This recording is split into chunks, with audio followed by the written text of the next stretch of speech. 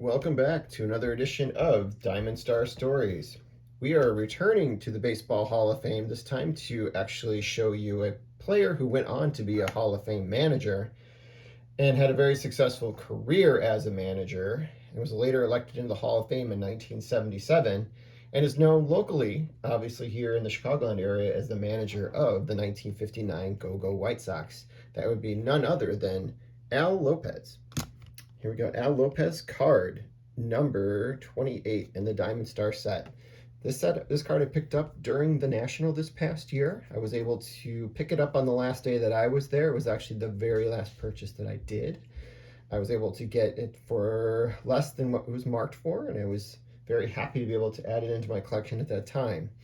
This card, as you can see, is noted for a couple different things as we kind of look at the card. This was their attempt of obviously being able to capture. There's a few cards like this, to capture like an action play on the card. What kind of doesn't make sense is sometimes the position of both the ball, the mask, as well as the bat. As you can see, he's trying to field somehow a pop-up on somehow in the infield.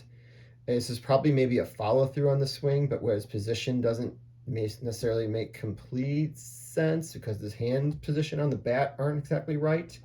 And then the mask looks like it's just been thrown off, but clearly both of his hands are in a position to be able to catch the ball, so it doesn't really kind of fit on there. So this is like one of the several cards in the set where you kind of see this exaggeration of a baseball play to be able to capture all the things that I think the artists wanted to be able to put into the cards. This is one of the few cards where you see like a large amount of black on the card, as you can kind of see captured here in the corner and the bottom, to be able to kind of maybe get the shadow of the umpire and the shadow of the player itself. Other than that, you see the reds, you see the blues, the yellows, and the greens that are noted for the Diamond Star set, as well as the great catching equipment that is captured on this card here for catchers during the 1930s. This is actually a 35 edition, if I'm not mistaken, because I'm looking at the back of it and has his 1934 stats on there. So it's a 35 edition of the Diamond Star card for Al Lopez. Al Lopez actually had a very good career as a baseball player. He was a native of Tampa Bay, Florida, and he was the first player from Tampa Bay ever to play in the major leagues. He got into organized ball at the age of 16 and was later scouted, if you will, or noted by Walter Johnson, who was doing a barnstorming tour with the Senators at that time and encouraged the team to be able to sign him. But his release clause with the Tampa Bay Smokers, which was the minor league team that he was playing with, wanted $10,000 for him when Washington only wanted to pay $1,000. So he didn't necessarily get to the majors right away as a result of that, but he slowly worked up through the minor leagues and was able to make his debut, I believe, at the age of 18 with the Dodgers. Bounced around in the minor leagues for a couple years and was later their catcher for many years thereafter and played both for the Dodgers, Pittsburgh Pirates before ending his career in 1947 with the Indians. Obviously, just missing the chance at playing in a World Series the following year with the 48 Indians at that point. He kind of still stayed kind of associated with Major League Baseball thereafter, did some minor league managing, and eventually was appointed as a manager. But we'll kind of get back to his career as a hitter or as a baseball player first.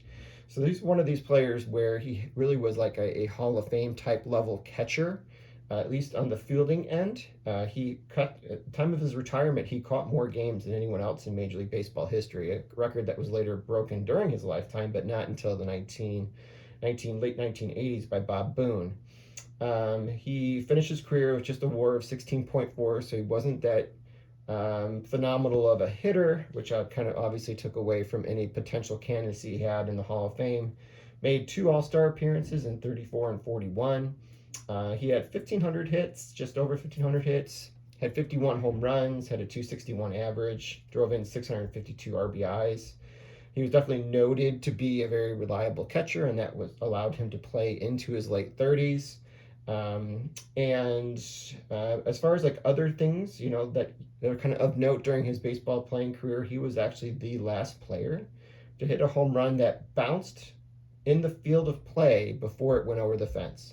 Before 1931, where that became a ground rule double, those were considered to be home runs, and he was the very last player to do it, who did it in September of that season in 1930. So that's kind of an interesting note that you can add to the record of Al Lopez as a player. I would say the card itself is kind of one that's pretty famous for this image. I think a lot of people who collect this set or collect cards from the 30s, this is kind of on their list of cards to be able to pick up. And if you're looking to be able to get a Hall of Fame card collection, this is usually the card people gravitate towards. Although he played through 1947, the last card of his playing days that I'm aware of was his 1938 Gouty Heads Up when he was still with Brooklyn at that time, if I'm not mistaken. So as I mentioned, he actually ended up moving on and managing. The last team he actually played for was a team that actually gave him a shot to manage, and that was none other than the Cleveland Indians, now the Guardians. So this card that was my most recent pickup fits well into this story.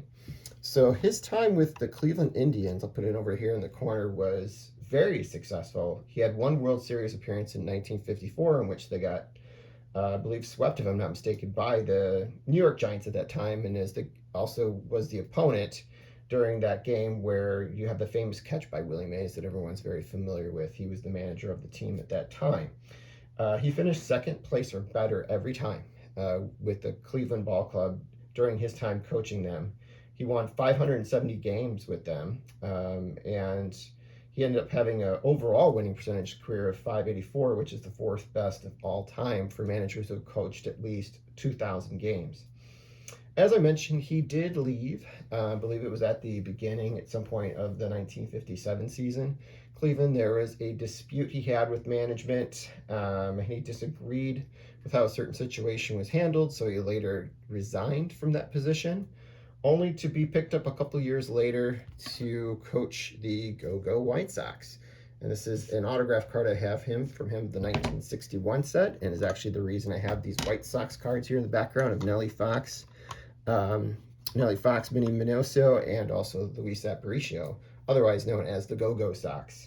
He was their manager for the 59 season when they made the World Series, which for a long time was their first World Series appearance in many years. In fact, it was the first one that they appeared in the World Series since they were known to have thrown the World Series in 1919. So you can see this was a very big moment during Chicago baseball history, but especially on the south side of Chicago where the White Sox play.